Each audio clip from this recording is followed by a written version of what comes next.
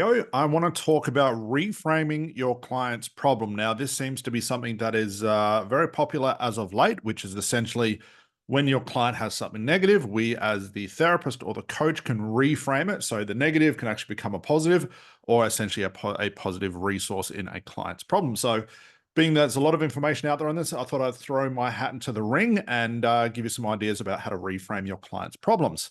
So firstly, if you've watched any of my content, you probably know what I'm about to say, which is why we never reframe a client's problem. Now, this is in the context of using ACH, which is a therapeutic understanding, not the hypnosis part. We know we don't care about that. Let me talk about why reframing in the context of therapy could actually harm the thinking of your clients and actually set them back.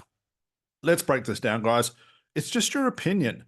If you reframe a client's problem, what are you doing? You're giving them your opinion based on what you think is best for them. And that's not a good place to be as a therapist. It's definitely not the right position to be as a therapist. It is just your opinion. And we all know about opinions. Everybody has them. Doesn't mean they're right. Okay. Next, your client's unconscious mind will do a way better job of reframing. Hear what I say here, of reframing if the client's mind needs to. That's the key thing here that a lot of trainers don't talk about. It's really, I've got a technique, I'm going to force it on my client because I'm the therapist and I know more because I can hypnotize people, whatever it is. Jokes aside, your client's mind has way more knowledge, way more invested in changing the problem, and way more understanding of exactly what's going on in your client's mind. Let the client's mind reframe if it thinks it needs to in the context of having a breakthrough. Next is just forcing another technique. Reframing, regressions, visualization, relaxation, timeline. They're all just techniques that force opinions on your client that you think you know best as far as this is the best technique for you. This is why we don't use techniques. We don't teach them because you're forcing things on people. And like I said, guys, it's just guessing. Okay. How the hell would you know what is best for your client? How would you know what to reframe that would actually fit your client? Now, this again comes under understanding a lot of trainers talk about, which is the client's mind. You can just guide it towards a solution. It will do almost pretty much whatever you say. That is absolutely false. The unconscious mind is extremely stubborn. And guys, listening to this, you should know this because you've tried to change your problems, even with therapy before. Why hasn't it changed? Because it's stubborn. If it was easy enough to just be guided, no one in the world would have a problem. You could essentially just read a book and that would solve things. Not so that can't happen, but hopefully you're getting my point, guys. It's just a therapist's opinion, so don't reframe. Your client's mind will do a way better job if it feels it needs to. You're forcing a technique and ultimately you're just guessing. So what is the alternative, guys? You always want to ask yourself this. I always go into a session when I was working with lawyers and even the demos we're doing now, I'm always asking myself this, guys. What if a client's problem does not need to be reframed?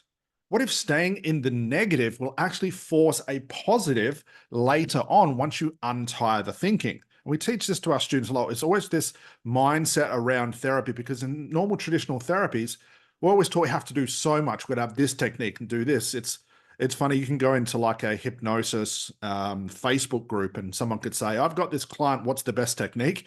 And every therapist in the world will come up with some sort of therapeutic technique based on their opinion. Most of the times those people aren't even seeing clients, so they're just guessing. You're always thinking about this, guys. What if a client's problem does not need to be reframed?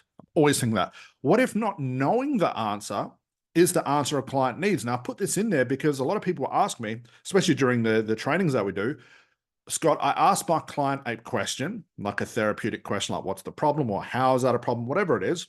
And a client says, I don't know. Or maybe, Scott, they're in this trance place and they don't know what's going on. They don't have an answer for what's going on. And I always say, what if not knowing the answer is the answer to client's needs? Okay.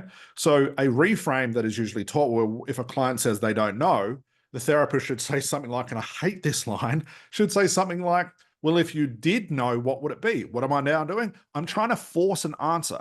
I always think of it like this. If my client is sitting in front of me, it means they've exhausted all their knowing. So the opposite of that must be the right place for them to be, which is not knowing. Sitting in that quiet place inside their mind and waiting for something new. That's the key word here. Waiting for something new to arise. These are known as resources. Okay, it's like a spontaneous resource. And this is where breakthroughs happen. Breakthroughs don't happen when your client knows all the answers, because if they knew all the answers and it hasn't worked, again, the opposite must be true. Okay, so what if my client's problem doesn't need to be reframed? What if not knowing the answer is the answer a client needs? So don't be in too much of a haste if a client says, I don't know. That's a good thing, guys. Think about it like this. And I'll do it in the context of smoking. You can substitute smoking, anxiety, weight loss, whatever it is. What if continuing smoking is what a client needs now before they have a breakthrough? Now, you guys all know that I work with lawyers for a long time. And I'm always the first one to say the majority of them kept smoking now. Because why they kept smoking in some cases, probably in most cases, it actually got worse before it got better. So the unconscious mind is using this as a resource to catapult to something more positive. And if they quit smoking immediately, that positive step that comes later through the path of smoking would never have arisen. All right. So guys, forget about reframing. You're just guessing. We don't know it all as a therapist. Get rid of the ego. It doesn't matter what your mentor tells you.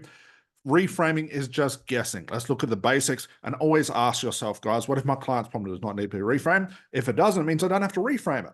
If it does need to be reframed, it'll happen based on the client's mind, which is way more smarter than you. You find yourself in a situation as well, guys, where your client says, I don't know a lot. Maybe that's not a bad thing. Keep them in that place. What if continuing smoking or continuing having anxiety or putting more weight on is what a client needs now before they have a breakthrough? Now, when I say have a breakthrough, you still have to do all the therapeutic stuff to untie the thing. We call it untying knots, to collapse realities, to get big picture thinking. These are all therapeutic techniques, or we'll get rid of the word technique, therapeutic strategies. You can't just say to a client, oh, that's a good thing. Keep smoking and something good will happen. You're still going to do the therapy. But this is the mindset of the therapist inside of that intervention. Okay, guys? So forget about reframing, putting too much pressure on yourself. It's just your opinion. Do other things. All right, guys? Hopefully that answered that question. Bye for now.